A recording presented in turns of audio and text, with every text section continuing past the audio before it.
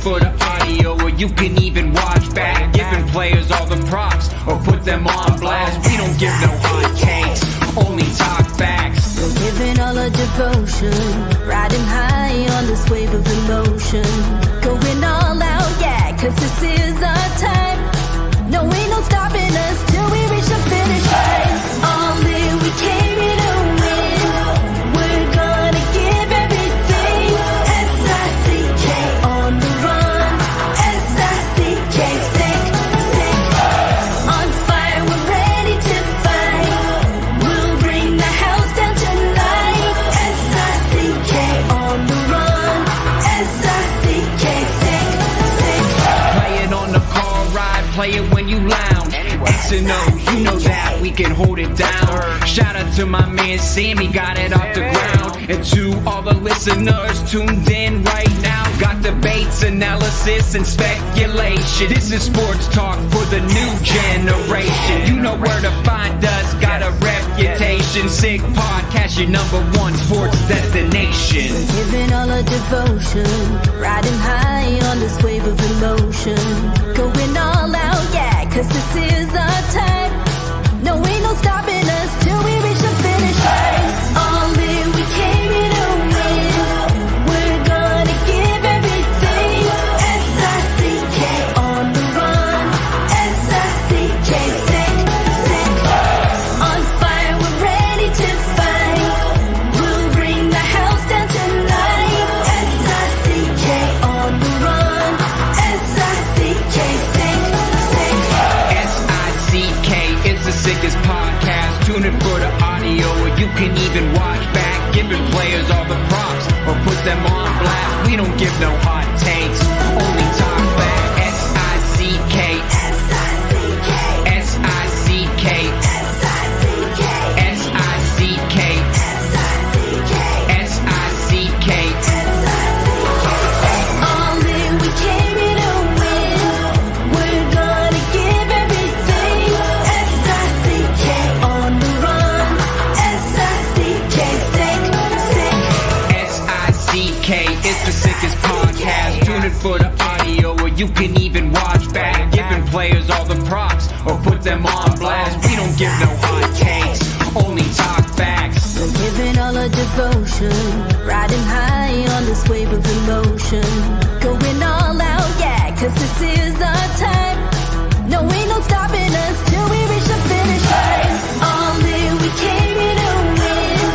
We're gonna give everything. S-I-C-K on the run. S-I-C-K, sick, sick. On fire, we're ready to fight. We'll bring the house down tonight. S-I-C-K on the run. S-I-C-K, sick, sick.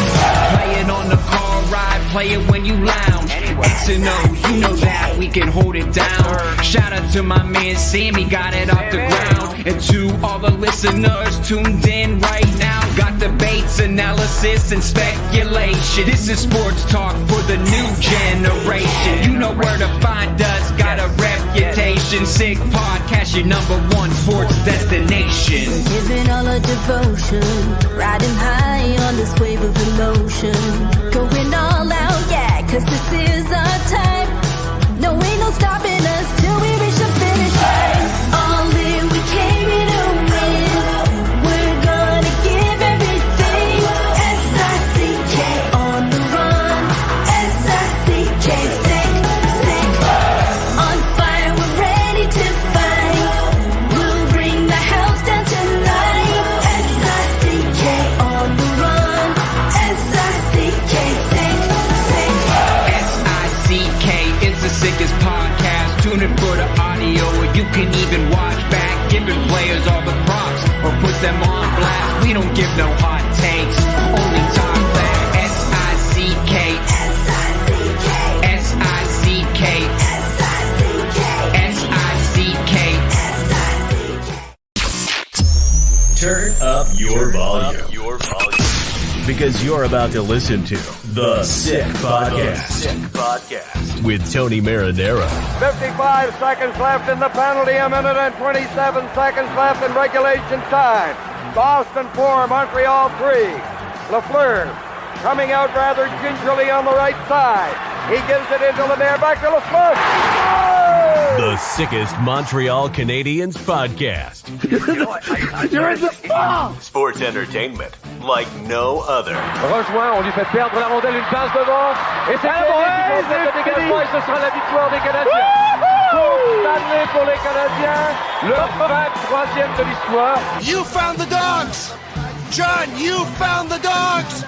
He found the dogs! And all together, they worked the young team to the top. And now, a 24th Stanley Cup banner will hang from the rafters of the famous Forum in Montreal. The Canadiens win the Stanley Cup. Brought to you by Energy Transportation Group. Driven to be different. La Vida TV. It's gonna be sick.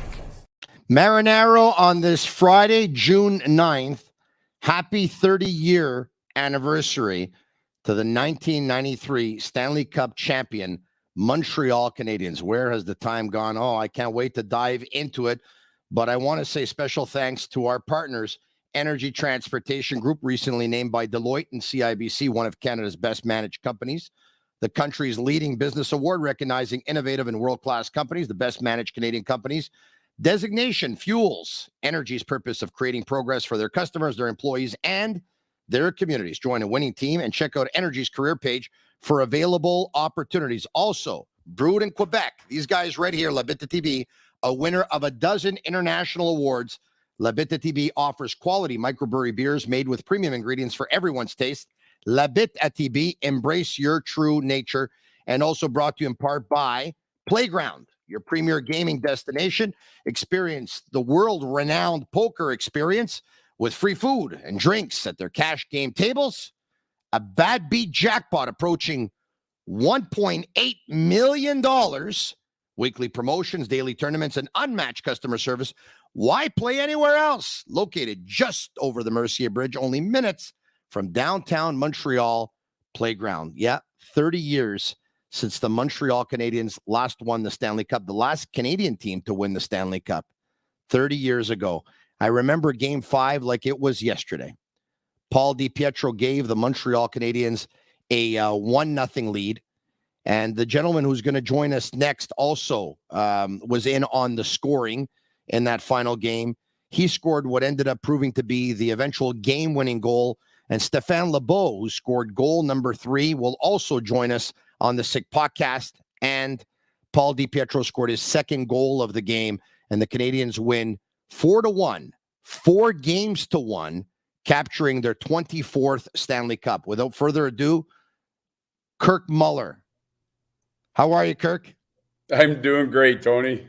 How are you doing? So good to see you, Kirk. Thanks so much for doing this. I'm doing extremely well.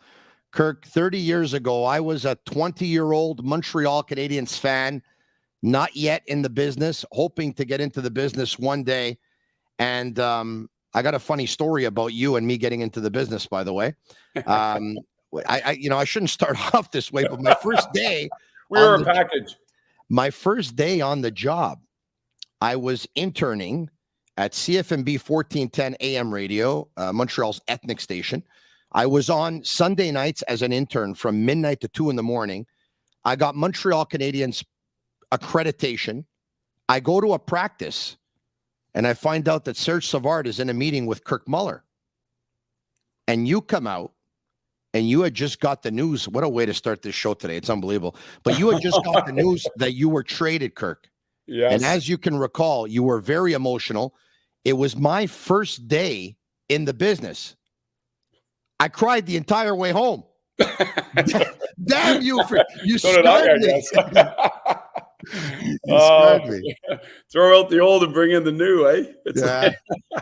No, that's right. That's right. I was told at the old Montreal Forum when I got traded, but obviously I was emotional because, as you know, and I think the city knows how much I love playing there, coaching there, and that. So it's a special spot, and it's talking today, and like you say, 30 years ago, it's hard to imagine that we won the cup that long ago, but still, it's great memories, and remember a lot about it for sure. You were in your prime as a hockey player, Kirk. I think you were 26 years old. You were the third leading goal scorer on the team. Bellows had 40 that year. Danfus had 39. You had 37. Can you imagine? You give a team nowadays a 40-goal scorer, 39-goal scorer, 37-goal scorer, not too shabby. You were second on the team in points with 94. You were second on the team in the playoffs with 10 goals in 20 games. Second on the team in points with 17 points in 20 games. What a great year you had that year, Kirk Muller.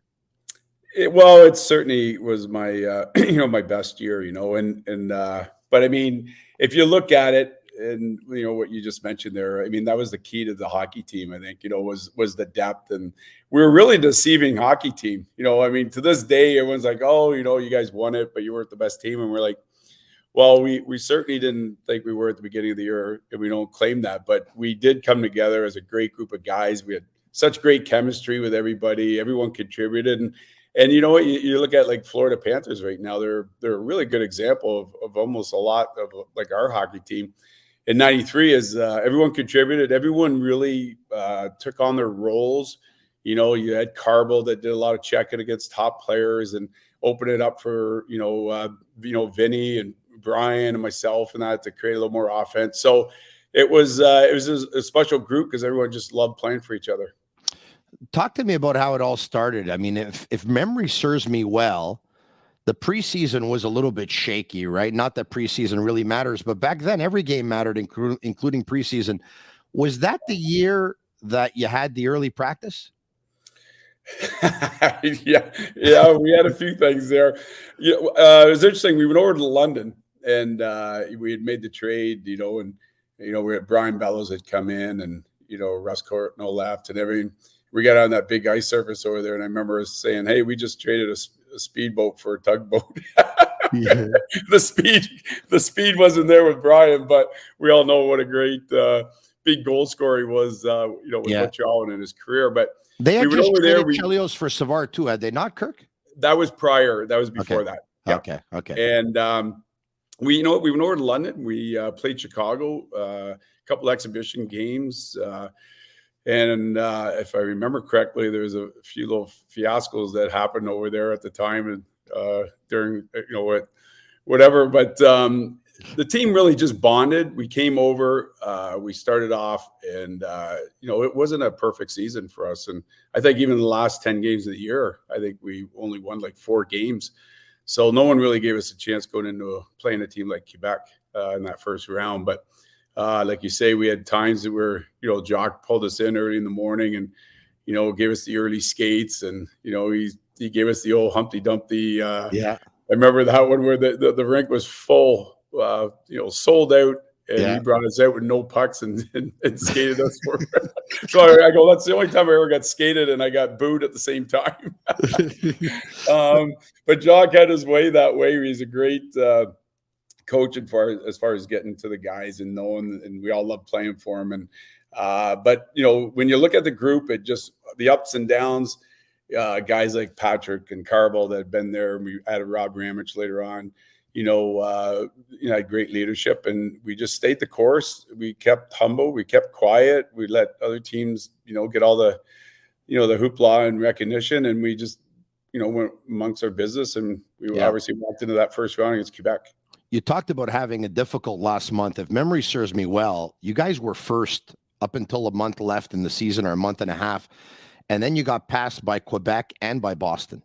Yes. And then you lose the first 2 games versus Quebec. So you struggled down the stretch. Then you lose the 2 games versus Quebec. And now all of a sudden, no one's giving you a chance. No. And it's kind of cool because we went to, before Quebec, we went for a couple of days away as a team in the Eastern Townships there. And we practiced and we just hung out together. And I think that kind of separated the season with the first round against Quebec, and it gave us a chance to regroup. And like I said, everyone got along so great. So it was a great time to just kind of, recompress and get ready for that series. And, then we go in and we lose 2 games to Quebec. And like you say, no one's really giving us a chance. The really thing I think was one of those things that not many people know about is I know after game 2, we stayed in Quebec and we had a little dinner at the hotel. And I remember Serge Savard getting up very calmly and saying, guys, I got one thing to say. we're like, uh-oh, Big Surge is mad. No, but you know what? Real calmly, he said, hey, if you guys keep playing the way you are, you guys will win the series. And he just said it with such calmness and confidence that he just sat down and we all just started to enjoy our dinner and everything. We went back. And I honestly, to this day, say that was probably the biggest point of winning that cup, is how there was no panic and everything. And I said to him years later, I said, did you really mean it, or did you just say that? Because it worked. And you know what? We went back. We were a confident group. We believed in ourselves. And geez, we ended up winning the next 4.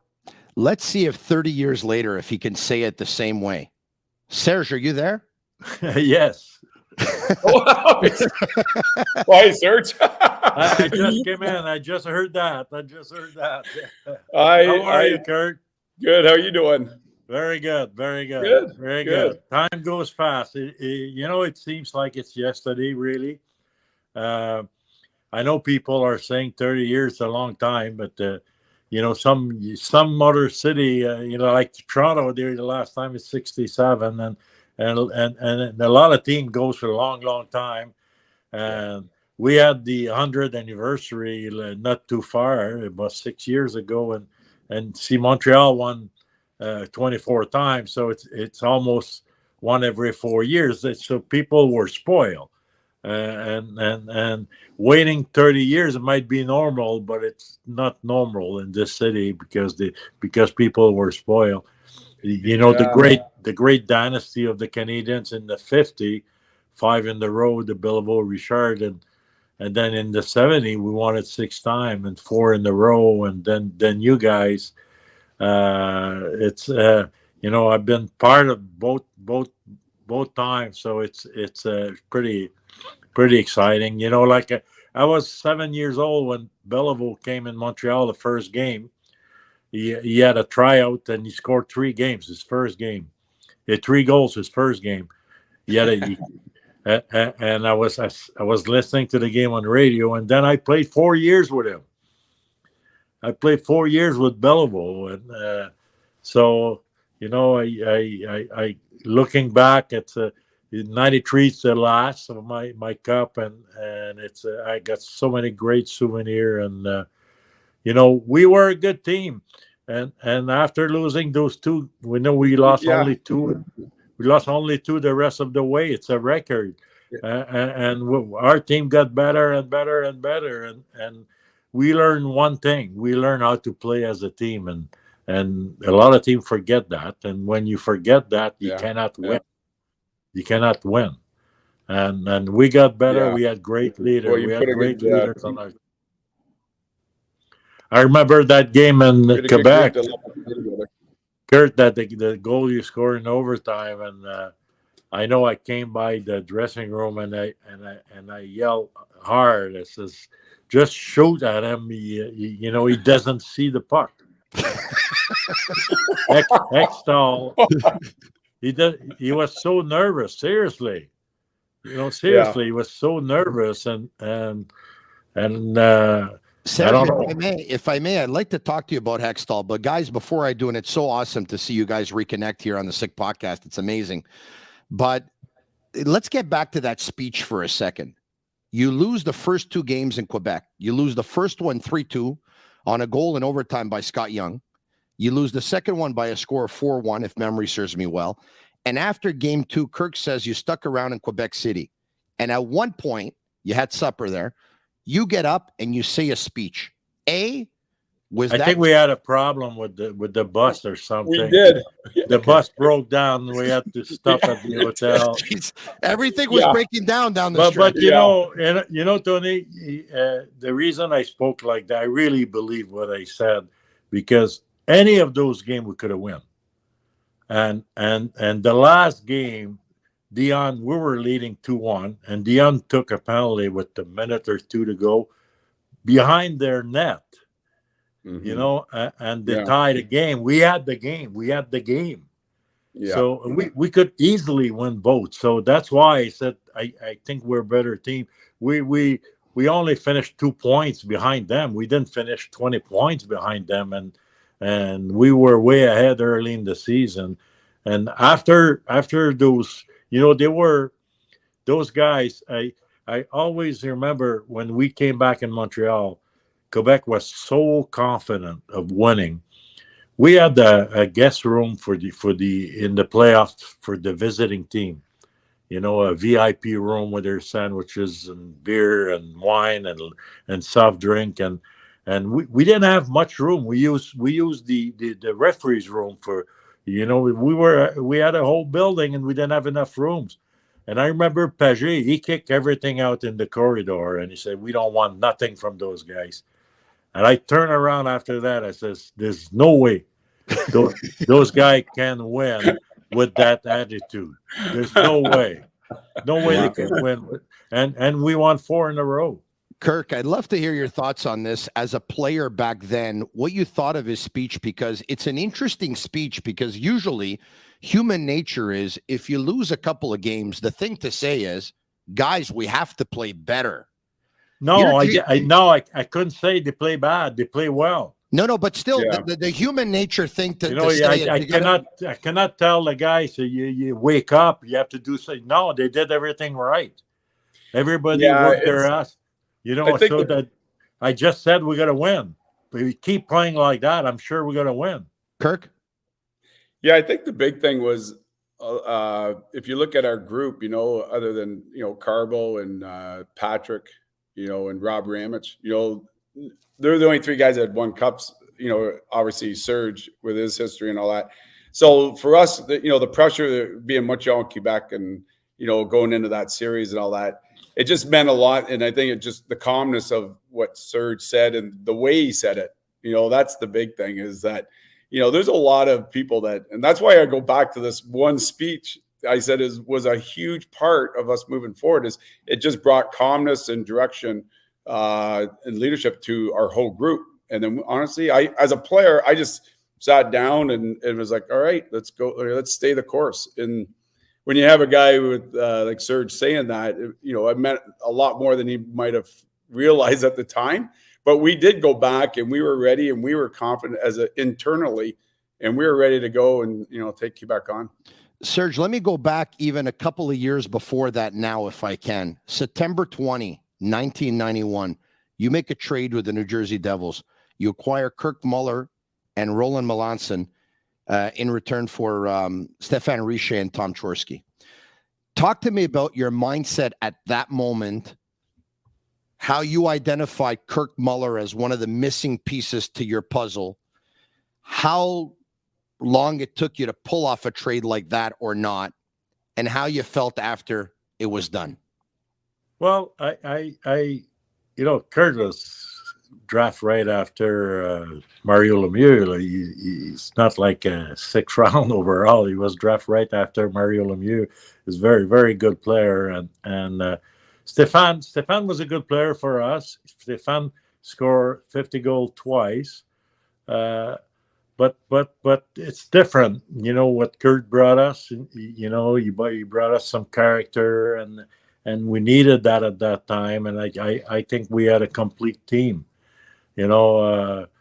Danfus and Bellows and we had those guys with they were the top scorer, the 3 top scorer in the league with Kurt. We had close to 100 points. So, we were a good team. I remember in LA 6 years ago, and I had a talk with Gretzky, and at the end of the conversation, Wayne says, Serge, you know what? Your team was better than ours.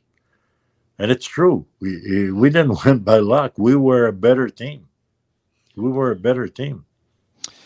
remember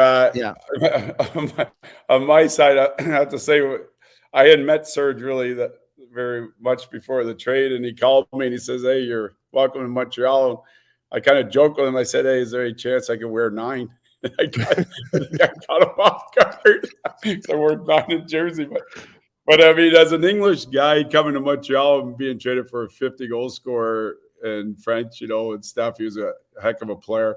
It was a lot of, it was kind of pressure internally for me, because I was like, oh boy, I'm not going to score 50. So, and Mike Keane said to me, first game of the season, Steph had 2 goals in the afternoon, and I got to the rink for the 8 o'clock game, and Keener says, "No pressure, but you're 2 behind him already."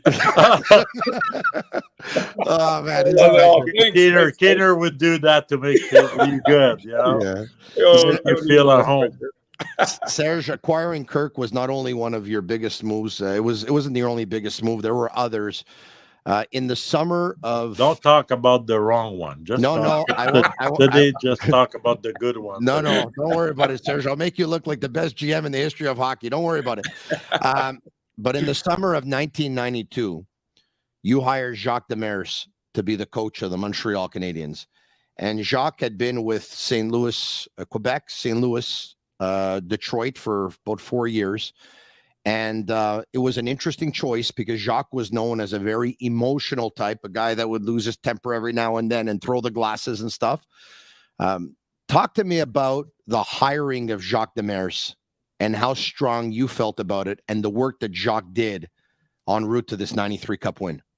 Well, I knew a little bit about Jacques, but one of my very, very good friend was Ronnie Caron, the Prof. Caron.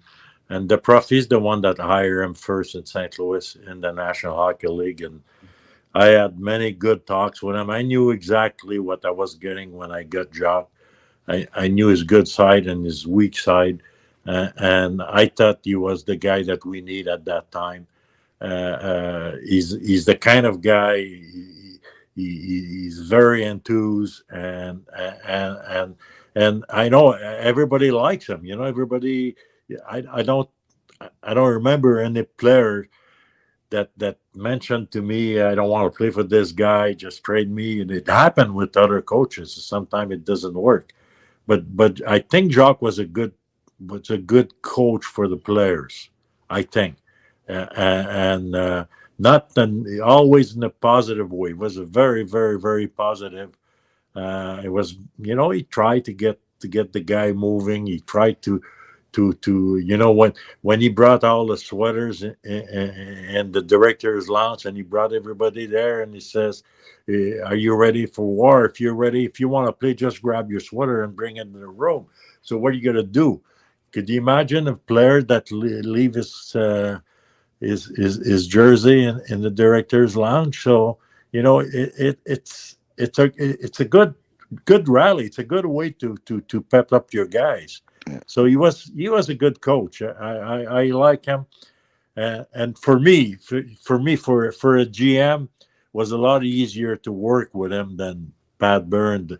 You know, like a guy like Pat was more of a loner, and you're trying to get Pat after a game to talk about the game, to look at the replay. It was very hard. Jacques, I just say, Jacques, I'd like to see you in 5 minutes. Jacques is there, and we talk about the situation. He was a very good guy to work with for a GM. Kirk, is it true that Jacques Demers, day one, said, "We're going to shock the hockey world"? And he was talking about the Stanley Cup either day one or like shortly thereafter? Yeah, he's one of the most positive persons I know in the game, you know, working with.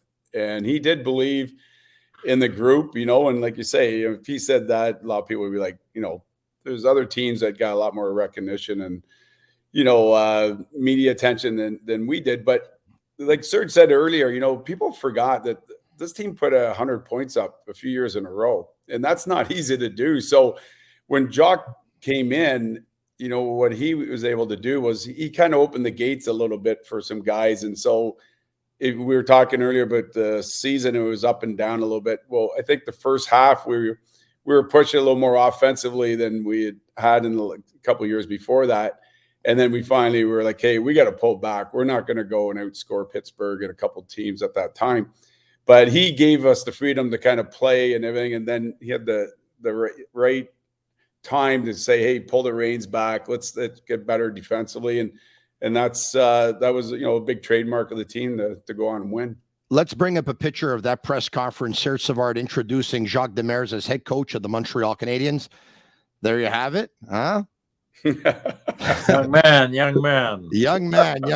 And let's bring up the card as well. Kirk Muller, do you still have your card? I do. We are on a mission were making a team commitment in 1993. That was number 26. That was Gary Lehman's card. And he asked everyone to carry that card and put it in your wallet, or? Yeah, we that was, and again, it was all about the team. You know, we received that at training camp, and they handed it around. They said, hey, it's a fine if you get caught with it not in your wallet or on you, you know, for the year. So all the players, and I still do have it, and I do have it. I have it in my backpack. I could walk and grab it in 30 seconds and bring it back. And people love the story when you actually show it. And we did the same thing in '86. We had a medal, and everybody had to carry it. And the same thing, if people could ask you, if you don't have it, you had to pay a fine, a couple $. And wow, yeah. Let's see if that was good, just to keep the guy sharp, you know. Yeah, let's see if one of your former teammates is carrying it. Let's bring him in. Stéphane Lebeau, how are you? Hello, Hi, guys. Stéphane. How are you guys? Very good. Hi, Serge. I'm going to sit back and watch you guys and listen to you guys talk for 30 seconds or a minute here. Go ahead. Say hi to each other. Kurt, I have a place in Hilton Head, and I'm in the driving range at my golf course, and one guy came to me. He says, I met a guy the other day at another club not far from here. Lebeau said, Stéphane Lebeau, yeah. He was mad at you. He says, why did you trade me?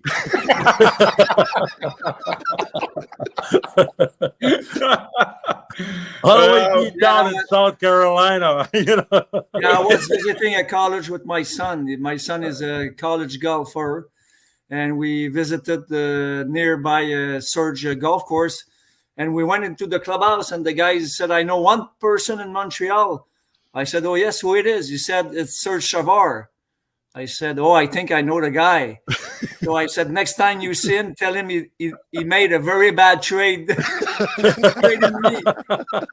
Steph, I give you full credit because you had to, we were talking about earlier, that you had to play with old Keener as a line mate. So the fact that you had the year you did and were able to play with Keener on your wing there. Yeah, exactly.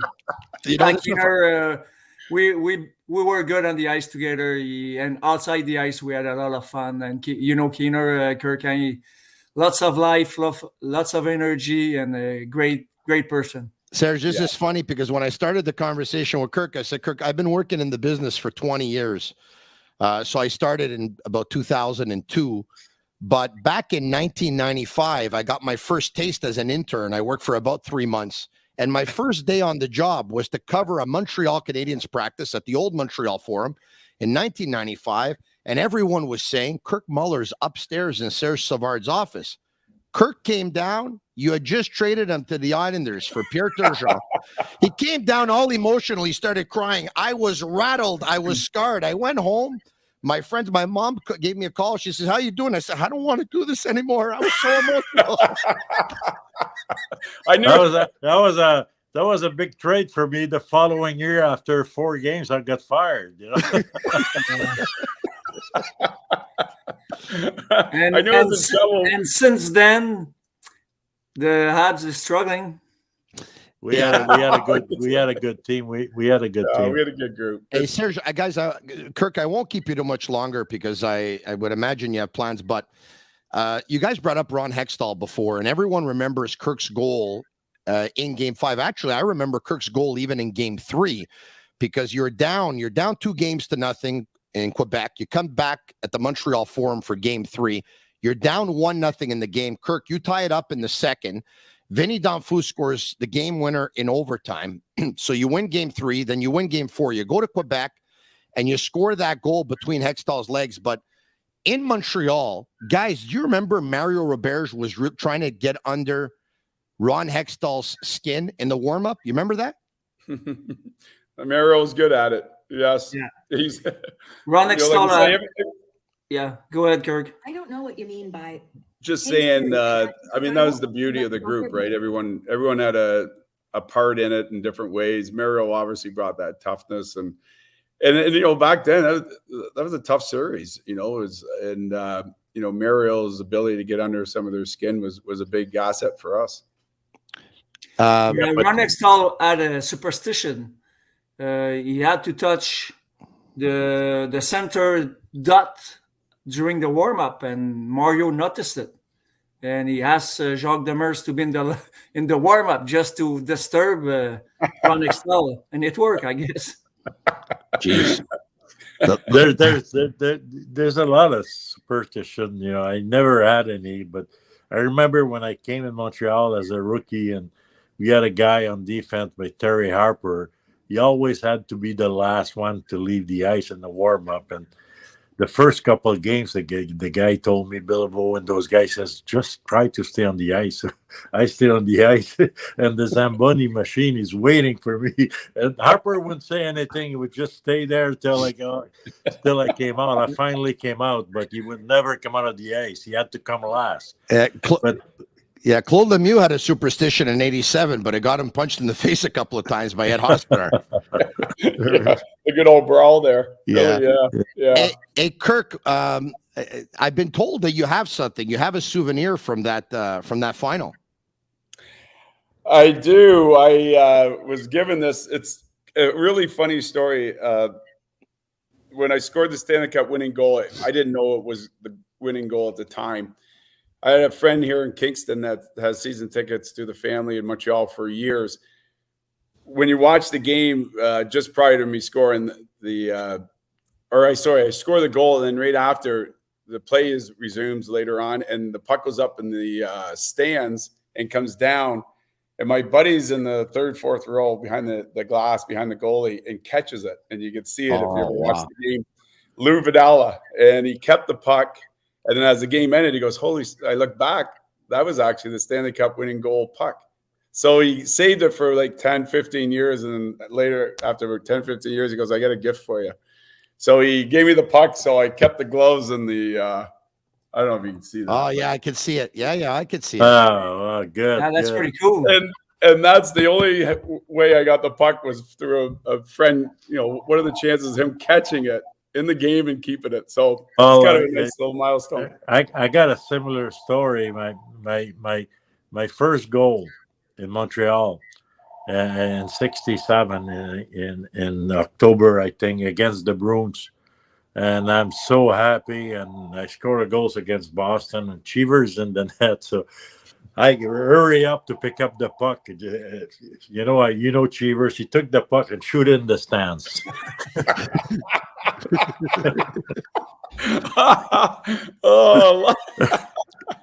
Another reason. But you know what? The guy returned it. The guy returned it. Same story that you. The guy returned it. Hey, Kirk, we got a picture of you lifting the Stanley Cup. Before we let you go here, I want to bring it up. Look at that. Can you put into words 30 years later what that moment felt like for you? Oh, it put it this way, we're not like Serge where we won, more than one cup. When you win that first one like that, it's not that it was a dream just that year. It's your whole childhood, your whole life. You want to win a cup, and so it's not like you think. Even though it was like a hard year and to win it, it's your whole life that you waited for that moment and just wish you could do it. And I remember I waited to the third turn because that's where all my family was sitting, and my parents and brothers and sisters, my wife and everyone. So, was celebrating right in front of them in Montreal, in front of that crowd. It's just hard to explain how amazing it was. I remember, we know the Stanley Cup is a marathon. You were like skin and bones, like right down the street. You had nothing left, eh? You do drop the weight. Yeah, it's pretty hard. And it's still to this day. You watch the playoffs now, and you watch guys. The guy had a lot of gas in the tank at the end. We finished strong each game. Yeah. How did Kirk? How did it all play out? I think you were going up against Gretzky's line in Game 1. If memory serves me well, I could be wrong. And then I think it was Carbonneau's line the rest of the way. And you said early on in this conversation that when Carbonneau would go up against the other team's top line, obviously took a lot of pressure away from guys like you and guys like Danfous and guys like Bello to be able to do their thing more offensively. Talk to me about how that decision went down and how it impacted you the rest of the series. Well, I obviously we lost Game 1. I think I played a lot against Wayne that night. It didn't work out well. So, but that was the beauty of the team. You know what? The adjustments, Carbo game 2 matched up a little bit more against them. It opened up for Steph and your line, and you know, at that time, you know, it was with Brian and John Leclerc. So it gave us a little more room, a little more, you know, because we're playing a team that was totally different than us. They were all offense and up and down, you know, Western hockey league or Western style at the time. So this just kind of gave us a better balance, a different look, and you know, it ended up being you know, obviously the results were there. That was a good adjustment to make. Kirk, it was so good to see you once again. Congratulations on your 30-year anniversary here in Montreal. We'll never forget it. You put a smile on so many people's faces. I mean, including mine. That was the best parade I've ever been at. Yeah. And we have a picture of the parade by any chance with Kirk? Oh, man. I don't know if there we go. Look at that. Yeah, I guess I let the hair go. Hey, I think that parade was, which is traditionally on St. Catharines. I believe that one was not. Was that one there not on Sherbrooke Street? Yeah, that's the Notre Dame Hospital that we saw in the background. I think it was from the police and the firemen. They asked us to be on the float and to be to go on Sherbrooke Street. So yeah, because in '86 they had major problem with the security, so it went well. I think they looked at the roster and said, these guys already spent enough time on St. Catharines. Let's put it somewhere else. Well, you're lucky. When you saw his picture, that was at the beginning of the parade. Hey, Serge, whenever one of the we're east part of Montreal. Hey, Serge, we can say it now, but whenever one of the players visited an establishment, did you get a call? What? Whenever one of the players, let's just say a couple of nights before a game, would go out for a beverage, would you know? No, we didn't check the guy that much. I mean, the guy didn't know what to do, and I've been a player too. I know what's going on. I'm not crazy, and everybody has to take care of themselves. There's always exception, and one night I remember Pat Burns says, tonight I don't want anybody around Perry, around that street. And so Pat and I we went for a ride on this big Cadillac, and then we go by in front of Shipperry's Island across the street in his car. He says, "I'm not Shipperry. I'm in my car across the street."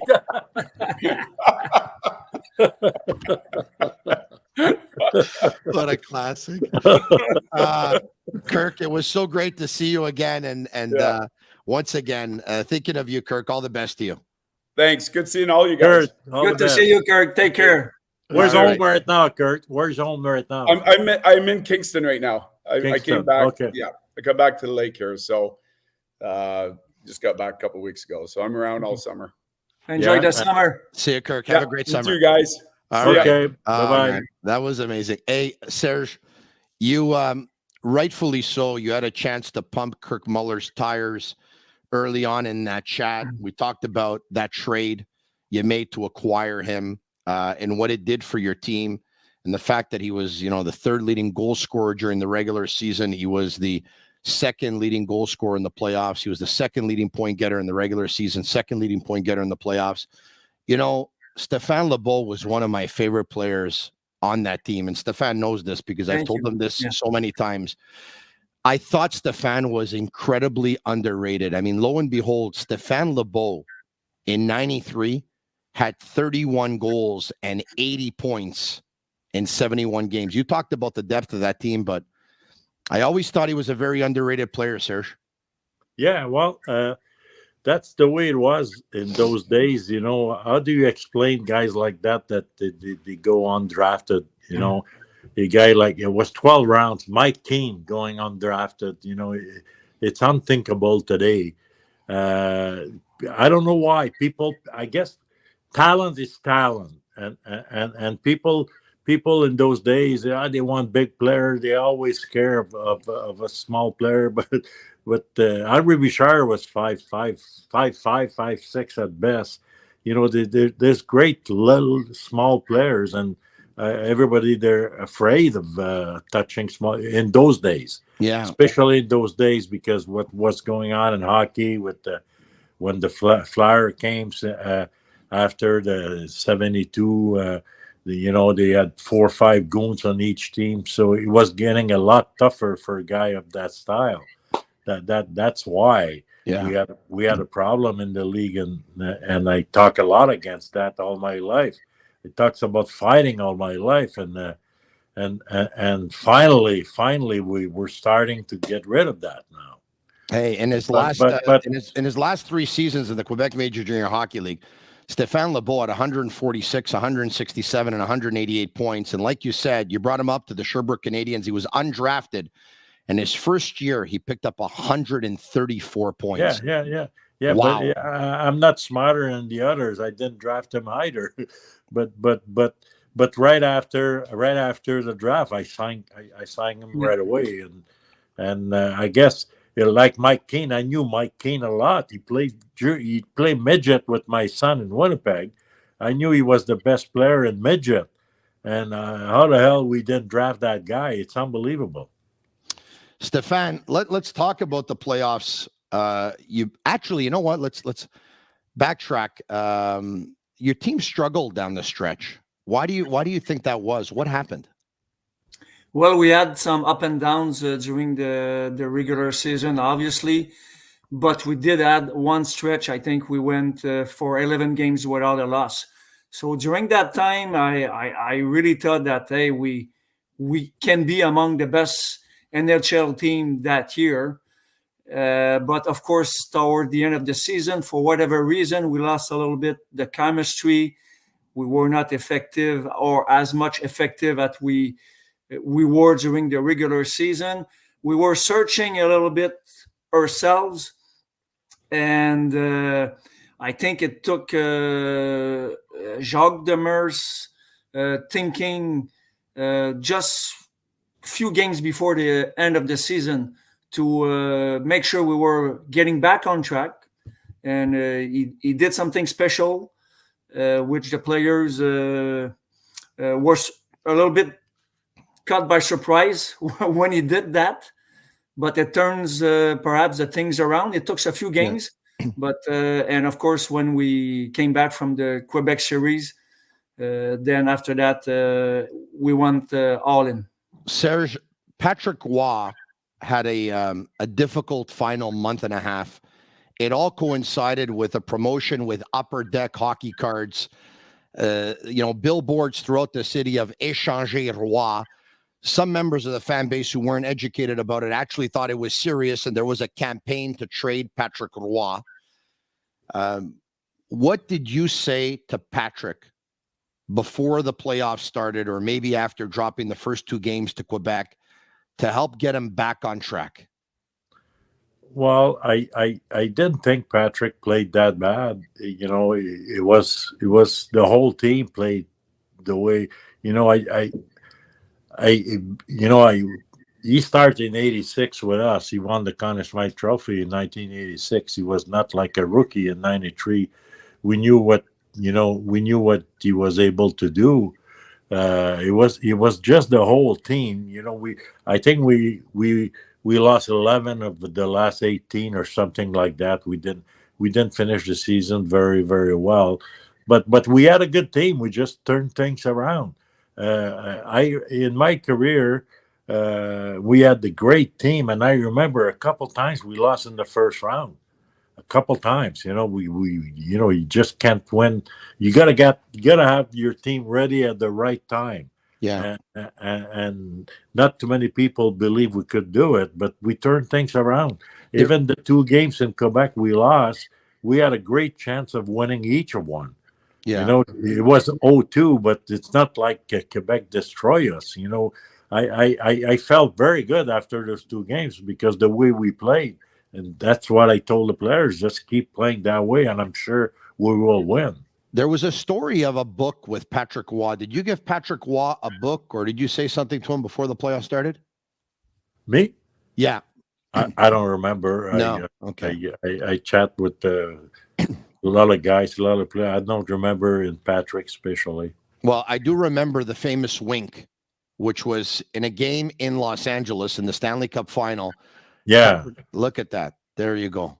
That made the that made the news for a long time. That's a great picture. Wow. Stefan, talk to me about playing in front of a goalie who says to you guys in overtime, just go ahead and score the goal. Don't worry about it because they're not scoring on me. And at one point, he has so much confidence and so much swagger that he winks at Thomas Sandstrom in an overtime game in the Stanley Cup final. He's winking. Talk to me about that. Well, Patrick, obviously, Conn Smythe trophy winner, brings confidence to the dressing room on the ice. And we knew he was rock solid for us. We know he's a great competitor. He always been. And he never doubt himself. And that confidence that he has from himself goes into the dressing room. And among the players, I remember he said that sentence once, but he doesn't have to speak, or good leaders doesn't have to speak. They go by action, by attitude, and this is what happened. Patrick behaved very professionally, show his body language. We know he was in control of his game. Same thing for Guy Carbonneau, a captain that doesn't say much in the dressing room, but act like a leadership. And I think in '93 we had a quality team because we had quality individual, very mature, very in control, never in panic. And I had to say Serge is here, and a little bit like Serge is, no panicking, find solution, believing in herself. And you need some chance. You need quality hockey players, and we just had that in 1993. Tony, if a team is a team, if you people like to say, "Oh, this guy's a good leader. We need a good leader." And I remember one time I told my players, and I don't know when, maybe it's '86, and they say, "If I have only one or two leaders, I'm in trouble." I mean, I need 20 leaders. Yeah. Everybody's a leader in his own way. Everybody, a guy that is doing his own job and is trying every night, he's a leader. I need 20 leaders, not one leader or not two leaders. That's what makes teams. Serge, I'd like to bring up a picture of the entire team on the ice, of course, with the Stanley Cup. What a very, very popular picture this has been over the years as well. Look at that. Absolutely amazing. Great memories. Serge, I'm going to stay with Stefan for a couple of minutes, and I'll let you go. Thank you so much, Serge. Yeah, thank you, because I cost too much per hour. That's why you get rid of me. Huh? Thanks so much, Serge. Hey, bye-bye, Tony. Stefan, bye-bye. Bye-bye. Bye-bye. There you have it. The Senator, Serge Savard. What a guy. A quick shout-out to Murphy Clinic, an aesthetic clinic specializing in medical aesthetic care. They offer permanent laser hair removal as well as a wide range of treatments for skin problems such as rosacea, acne, fine lines, and more. They currently have two clinics, one located in Montreal, Shop Angus, and the second on the North Shore in Terrebonne. They're also opening soon in Quebec City. Visit murphyclinic.ca or on Instagram at Murphy Clinic. Stefan, how did it feel for you scoring that goal that put you up by a score of 3-1, probably in front of family and friends at the Montreal Forum in Game 5 of the Stanley Cup final? How did it feel? Great, but at that time, scoring a goal is, yes, you want to score a goal. I was an offensive player, and scoring in the final game, it's one of the biggest goals in my career. But as a hockey players, that game we had the chance to raise that Stanley Cup. So you just want to find a way to be effective and help your team on the ice. Winning a face-off, taking a hit, making a block shot, just playing well defensively in 93 for me was very important. I played those playoffs with 2 injuries. I was not 100%. So every time I was put on the ice, for me, it was about be effective for your teammates, for your team. And I had the chance to score that big goal. Good play by Keener and John Leclerc to help increase the lead. You know, it was tough for the Kings to score goals. So having a 2 goal lead was very important, I believe. How did you feel earlier in the day when you woke up? Were you excited? Were you nervous? Were you stressed? Oh, yes. And when we flew back from game 4 from Los Angeles, we were in the plane coming back to Montreal. And of course, all our family, friends, media, everybody thinks it's over. Everybody thinks that it's for sure they're going to win game 5. They're going to raise that Stanley Cup. But as an athlete, that's the opposite. We start getting even more nervous because you don't want to drop that game. If you drop game number 5, what happened? You go back to LA. Okay, if you go back to LA, are we going to be able to win 3 games in a row over there? And then, what about if we come back game 7? So you made all those scenarios in your head. And I remember my roommate at that time was Vincent Danfous. And I think it was perhaps 2 or 3 o'clock in the morning. Yes, we had the time change and sleeping was a little bit more difficult, but we couldn't sleep because we were that nervous about, we didn't want to miss that opportunity in game 5. So it was a lot of emotion to control and that was important. Was the team at the hotel even when you played at home throughout that playoffs? Yes, we were. Always at the hotel. Always at the hotel. Yes, we had a few days in between series that we could go back at home, but we spent the series at the hotel in Montreal. So you and Vinny are rooming together. Are you talking about hockey or you're not talking about hockey?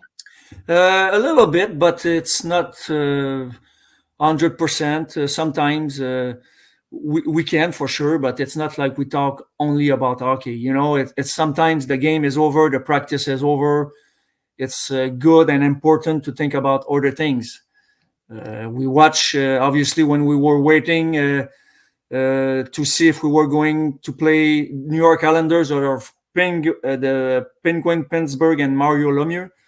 The entire team was watching the game, and when the Islanders eliminated Penguin and Mario Lemieux, we were in the hallway making high fives, and we spoke about hockey, but there was more than hockey. You're right. And the 1993 Pittsburgh Penguins were the favorite to win the Stanley Cup that year, of course, led by Mario Lemieux, and they got eliminated in Game 7 overtime on a goal by David Volek. Yes. Yeah. If Pittsburgh win, we play the favorite and we start the series in Pittsburgh. By the New York Islanders winning, we became a little bit the favorite and we start in Montreal. So it was we talk about chance sometimes, luck, and that was a little bit of luck not meeting Mario Lemieux in that final. The moment the Penguins got eliminated, did you, Stéphane Lebeau, say to yourself, I think this cup is ours? Well, I told you before, I thought during that regular season that the cup could be ours. I really thought that it was possible for us to win that Stanley Cup. Not the end of the season, mostly during a part of the season. In the NHL, the first 2 rounds are very demanding physically and mentally. When you pass that second round, you smell the blood. This is where you start believing that I'm close now. Game 2 of the Stanley Cup final versus the Kings, after dropping game 1 by a score of 4-1, you're down 2-0. Eric Desjardins narrows that lead to 2-1. Yes. There's a couple of minutes left in the game, and Jacques Demers calls for an illegal stick on Marty McSorley. Let's take a look at a picture here. Yeah. There you have it. Kerry Fraser measuring. We've heard so many different theories from so many different people. How did the calling of Marty McSorley's stick, how did this all go down? Well, you want to have my side of the story? Yes. Okay. The dressing room in the old forum, was on the same side, the hockey stick of the visitors. Between periods, they let the stick in the hallway. So we had access to the sticks of the opponent during the season. But during the playoff, it was not the case. So the Kings made sure that they had one person sitting beside the stick so nobody could watch their stick or measure their stick. But back then, a lot of players were playing with illegal stick. What I mean by that, it was the curve were a little bit bigger than allowed. Were you? I was not. Mine was a little bit longer and a little bit thicker that I had to shave them. But when playoff arrives, Vincent Danfous, perhaps John Leclerc, I don't remember if Brian Bellows, a few players, it was just a little bit over the limit. But you always had a good stick with good measurement. So at the end of a game, if the game was close, you were switching. So you made sure that if you get called, you had a legal stick. And it was so obvious. I think we were hesitating between Luc Robitaille and Marty McSorley.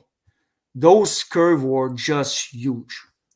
And today, we don't use that rule anymore. Back then, it was very often used by teams, even during the regular season. So in the final, trailing 2-1, we are desperate. We cannot lose 2 games in a row in the forum.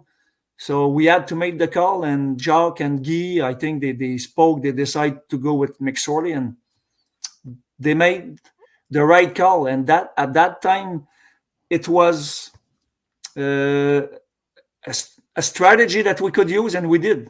Yeah, and Eric Desjardins ends up scoring on that power play, tying the game at 2. You go to overtime. He completes the hat trick. Wow. You win 3-2. You go to Los Angeles. John Leclerc scores the overtime winner in Game 3 and in Game 4. Yes. In Game 5, of course, we discussed, hey, Paul DiPietro, the unlikeliest of heroes, scored a hat trick in Game 6 versus the Nordiques and a 6-3 win at the Montreal Forum. And in Game 5, scored the first goal and the 4th goal. Yes. Unreal. Yeah, Paul played some awesome playoffs that year. You know, it takes a lot to win a Stanley Cup. And you need players to rise at the right moment. And during those overtimes, many of them came through with big goals. John Leclerc, 2 big goals in LA. You spoke about Paul DiPietro having great series. Yeah. And yeah, that was 1993, an awesome team. I'm sure you think about Jacques Demers every day. I'm sure you're thinking about him a little bit more today. Oh, almost. I think about Jacques very often. You showed that picture when we are on the ice previously with Serge, and this is obviously my favorite picture. Let's bring it back up. Let's bring it back up. Yeah, this is unbelievable because I'm there on the ice with my blue blade on the right side, and I was 5 years old, living in Saint-Antoine-des-Laurentides near Saint-Jérôme, and I was telling everybody that I was going to be an NHL player and winning the Stanley Cup one day. And that night, it just happened. And why I like that picture so much is I could not do it by myself. So all those person, and we're missing perhaps people in the back, but it takes all those people to help you win the Stanley Cup. And I have so much gratitude that we all share the same dream. We all push in the same direction. The management, coaching staff, the staff, the players that are not dressed. It took all that to win that Stanley Cup. And people sometimes Yes, of course, Patrick Roy winning the Conning Smythe Trophy played a major role. But the chief that organized all that is Jacques Demers. He believed in us, make us push in the same direction. And of course, Jacques Demers, he's a big part of 1993. And I think about that guy and especially what he's going through in the last couple of years. He's a great man. And thank you, Jacques. We're thinking about you, Jacques. We love you. Stéphane Lebeau, on behalf of the city of Montreal and Montreal Canadiens fans around the world, thank you so much for those great moments that you made us live 30 years ago, and happy 30-year anniversary. Merci beaucoup, Stéphane. Thank you, Tony. You're very welcome. Thank you. Have a great one. All right, there you have it. Stéphane Lebeau, Marinaro, the Sick Podcast, brought to you in part by Murphy Clinic, Playground Poker, Energy Transportation Group, and La Bittt at Tibi. If you enjoyed this podcast as much as I did, hit the like button, share it with your friends, tell them to subscribe to our YouTube channel. The more, the merrier. We can't do it without you. They had their team. I have my team. You, my sick army. You, my sick community. If you listen to it on Google, Apple, or Spotify, leave me a 5-star review. It's my way of feeling your love and your appreciation. For Agnello and Sammy at Master Control, they're Cavallaro. I'm Marinaro. And that's a wrap. Hope you don't miss us too much until next time. Follow the Sick Podcast with Tony Marinaro on YouTube, Instagram, Facebook, Google Play, and Apple Podcasts. The Sick Podcast is brought to you by Energy Transportation Group. Driven to be different. La Vida TB. Embrace your true nature.